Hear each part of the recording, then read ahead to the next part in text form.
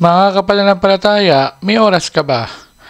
Tara, samahan ninyo kong pagnilayan ang mga salita ng Diyos.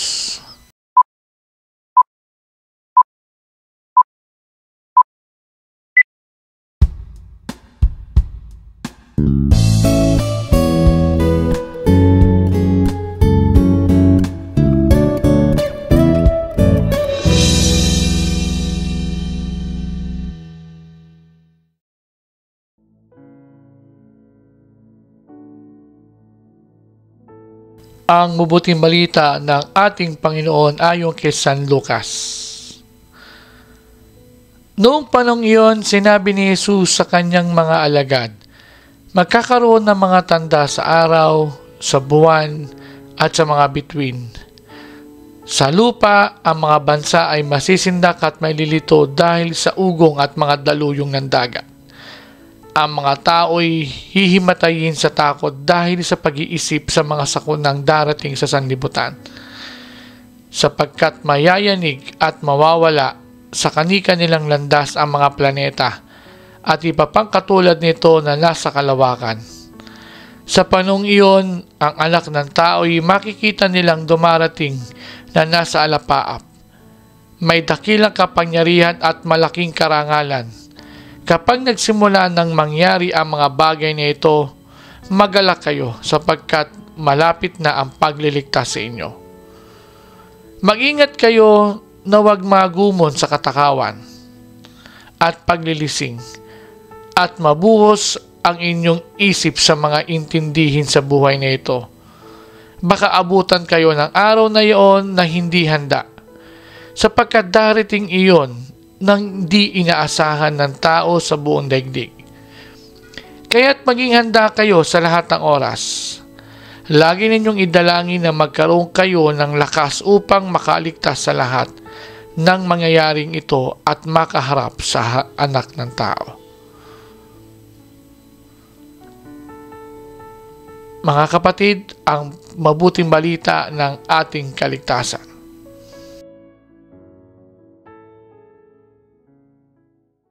Happy New Year! Mga kapananampalataya, inuumpisahan natin ngayong linggong ito ang panahon ng Adbyento at sa araw na to ay inuumpisahan natin ang panibagong kalendaryo ng ating inang simbahan. Kung kaya't ang pagbati sa inyo ay Happy New Year! Nag-uumpisa ang kalendaryo ng simbahan sa masayang pag-aantay sa paggunita na kapanganakan ng ating tagapagligtas na si Jesus. Kapag tayo ay dadalo sa birthday party, ay may mga bagay tayong pinaghahandaan. Dapat may pagkain, dapat may regalo, etc. Sa papalapit na Kapaskuhan, paano nga ba natin siya pinaghahandaan? Anong mga bagay ang ating ginagawa sa ating sarili upang maihanda para kay Jesus, para sa pagdating ng ating Panginoon? Ang ating ebanghelyo ay nagpapakita ng dalawang bagay. Una, mga kaguluhan, mga kahindik-hindik na pangyayari na magaganap bago ang pangalawang pagbabalik ng ating Panginoon. Marahil, marami sa atin ang natatakot sa mga pangyayaring ito. Subalit, sa pangalawang bahagi ng ating ebanghelyo, ay nagtuturo sa atin na huwag matakot at mangamba. Huwag tayong mawalan ng pag-asa. Patuloy tayong kumapit sa mga pangako sa atin ng Diyos. Mga pangakong hindi niya tayo iiwanan, na tayo ay ililigtas niya sa lahat ng kapahamakan. Siya ang ating magiging gabay at lakas sa oras ng kaguluhan. Ito ang tema ng unang linggo ng Adbyento. Pag-asa. Subalit, handa na ba tayong tanggapin siya? Bukas na ba ang ating puso upang papasukin siya dito? Sa panahon ng Adbyento, ito ang paulit-ulit na paanyaya sa atin ng Diyos. Ang papasukin, tanggapin at maging bahagi si Jesus sa ating buhay. Harinawa, buksan natin ang ating mga puso upang tanggapin siya at ang kanyang pangako na pag-asa at pagdamay at pagtulong sa oras ng pagsubok at kaguluhan at kapighatian.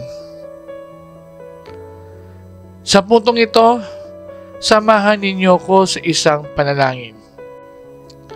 Panginoon, tuluan mo po kaming tuluyang buksan ang aming puso at kalooban para sa inyo,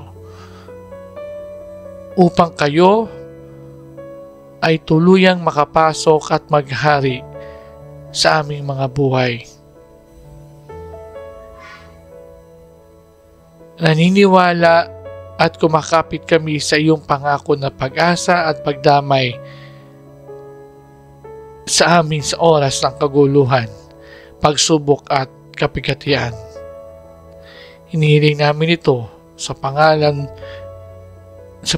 mo kasama ng Espiritu Santo at ng Diyos Ama magpasawalang hanggan. Amen.